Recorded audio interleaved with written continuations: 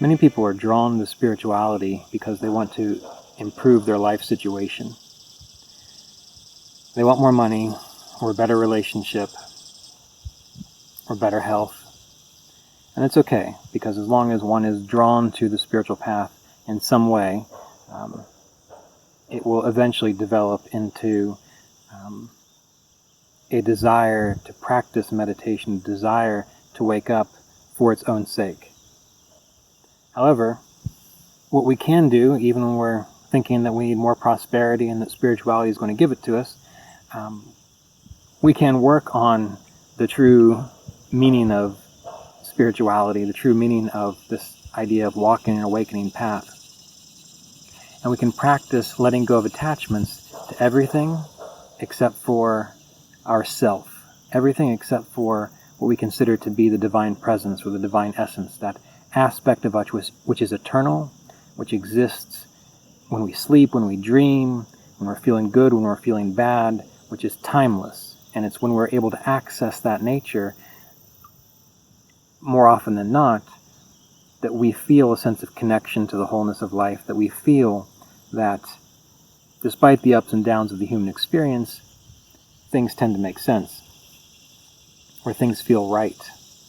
So one thing that we can do to help that is one afternoon a week, practice renunciation. Now, of course, those of you who are in the Kriya Yoga Apprenticeship Program and those of you who are deeply involved in the Kriya Yoga procedures, you're going to be doing this more often. But if it's something that you're not comfortable with at this point in time or at this stage, to do it all the time, practice renunciation all the time, what can be helpful is to once a week, for one afternoon, a 4-hour period. You set it, you're going to start at 1 p.m., you're going to finish at 5 p.m. You're going to practice renunciation. And renunciation doesn't mean that you lock yourself away. It means that you trust that life is taking care of everything. Your life can be in a complete hellhole, or you can be in the most perfect situation in the world. It doesn't matter. Most people fall in between there. But you want to, for one afternoon, for a 4-hour period of time, simply trust that whatever you are experiencing is part of your life path that needs to happen such that you can awake more clearly.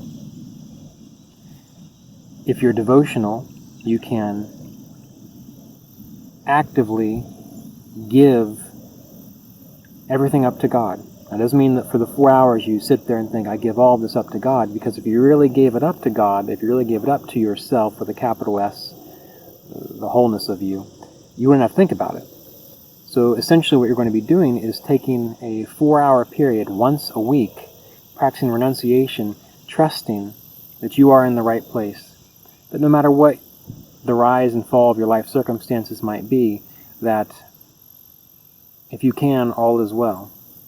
Now, I personally have been in some difficult situations, life and death situations, so I know how hard that can be, especially if you have some emotional ties to people that are going through a difficult time.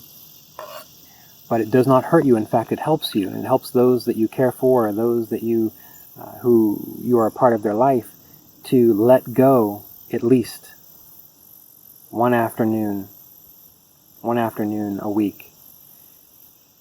And most of you aren't in that situation, so that's a wonderful thing, which should make it easier for you. So I'm encouraging you to begin to explore what it feels like to completely renounce your attachment to the things within the world. And you might not know what that means. That might be something that you can't quite understand. So it may be that in the beginning you are simply spending your 4 hours trying to figure out, what would it be like if I was not attached to all this, if things were just as they should be, and that there was a greater intelligence behind all of this, and I don't need to worry about it. You might have to work that out, and that's a very useful thing to do, because in time what happens is you start to recognize that you can be in the world and take care of your tasks, however daunting or easy they may be, and still maintain that state that you are participating in this process of the wholeness of life. And that while you have specific things your personality has to attend to and deal with, you can ride above attachment to it. So you are being of the world, but not in it. Now, please keep in mind that this might not necessarily be the easiest thing, and it might take you some time to contemplate and figure out what on earth can that mean. And it may be that you come to a particular understanding of it right now. And then if you do this once a week, as the month goes on, as the year goes on, you start to recognize different levels of it, different ways of understanding it, different ways of participating. And as the years pass, you also start to find that you're able to do this not just one afternoon a week, but for most of your life. And then you start to understand what it means to experience a surrendered life.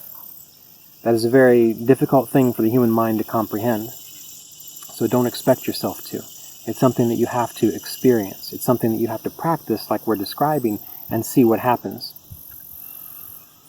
So if you hear people talking about living the surrendered life and you don't know what it is that they mean, it's okay.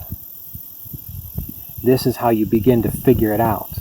And you'll find this to be true with most spiritual practices that require trust and practice.